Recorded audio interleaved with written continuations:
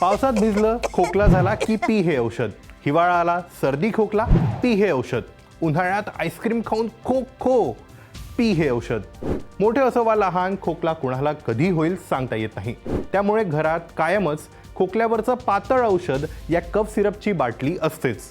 पण अशाच कफ सिरपमुळे गांबिया नावाच्या एका आफ्रिकन देशात चक्क 66 मुलांचा मृत्यू झालाय. आपण याबद्दल काळजी करतोय कारण हे औषध भारतातल्या एका कंपनीने बनवलंय आणि आता WHOने त्याच्या वापराविरोधातला एक इशारा सुद्धा दिलाय. नेमकं काय आहे हे प्रकरण? कफ सिरप खरंच किती सुरक्षित असतात पाहूया आजच्या सोपी गोष्टमध्ये. गांबिया पश्चिम आफ्रिकेतला एक पर्यटनप्रिय देश. तिथे जुलै महिन्यापासून 5 वर्षांखालील बाळांमध्ये किडनीच्या तक्रारी येत होत्या. सप्टेंबर महिन्यात अनेक बालकांचा मृत्यू झाल्यानंतर सरकारने पॅरासिटामॉल सिरपचा वापर थांबवून गोळ्या घ्यायला सांगितलंय. आरोग्य अधिकाऱ्यांनी WHOला याची माहिती दिली आणि तपास सुरू झाला. त्यानंतर मेडन फार्मास्युटिकल्स या हरियाणाच्या एका फार्मा कंपनीने तयार केलेले 4 कफ सिरप रडारवर आले. हे औषध घेतल्याने अनेक बालकांना किडनीच्या समस्या उद्भवल्या आहेत आणि त्यामुळेच 66 बालकांचा मृत्यू झाल्याची शक्यता आहे, असं सांगत WHOने इशारा दिलाय की रुग्णांना असा त्रास टाळण्यासाठी सर्व देशांनी या उत्पादनांची नीट चौकशी करावी आणि तोवर त्यांचा वापर थांबवावा.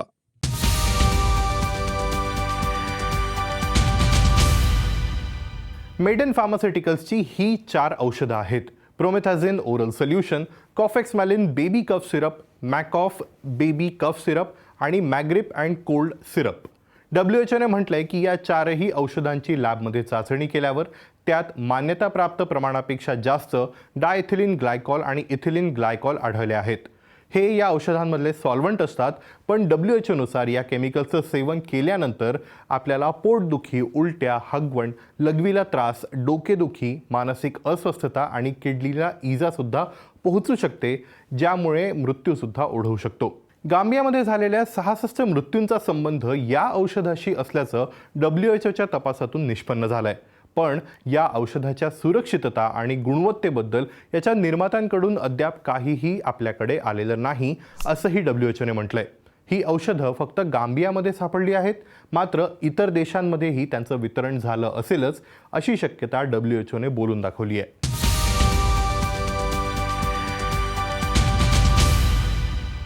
भारत सरकारच्या आरोग्य मंत्रालयाने गुरुवारी एक प्रसिद्धीपत्रक जारी करत म्हटलंय की मेडन फार्मास्युटिकल्स ही कंपनी हरियाणा राज्य नियामक प्राधिकरणाकडे नोंदणीकृत आहे. या प्रकरणी WHOने DCGIला माहिती पुरवली असून याबाबत सखोल तपास सुरू आहे. सरकारने पुढे असंही म्हटलंय की साधारणपणे जो देश या औषधांची आयात करतो तिथे आधी तिथल्या मानकांनुसार त्याचा तपास केला जातो, गुणवत्तेची खात्री केली जाते, त्यानंतरच ही उत्पादनं देशात वापरासाठी आयात केली जातात. आणि हो, सरकारने हे सुद्धा स्पष्ट केलंय की मेडन फार्मास्युटिकल्स ही औषधं फक्त निर्यातीसाठीच बनवत होती.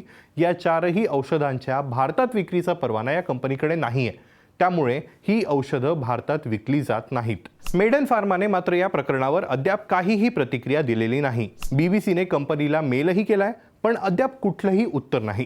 BBCने सोनीपत स्थित कारखान्यालाही भेट दिली, तिथे तेव्हा तो बंद होता आणि तिथे बोलायला सुद्धा कुणीच नव्हतं. गोड चवीचं मधासारखं औषध म्हणून लहानपणापासूनच कफ सिरप अनेकांच्या आवडीचं असतं, पण डॉक्टर सांगतात की मुलांना याची सवय सुद्धा लागू शकते. दिल्ली स्थित डॉक्टर सुनीला गर्ग सांगतात, बहुतेकदा अशी कफ सिरप लहान मुलांसाठीच वापरली जातात, त्यामुळे ती चांगल्या दर्जाचीच असायला हवी. खोकला एकतर ॲलर्जीमुळे होतो किंवा मग कुठल्या संसर्गामुळे. अशात त्या मूळ कारणावर उपचार करणं गरजेचं आहे.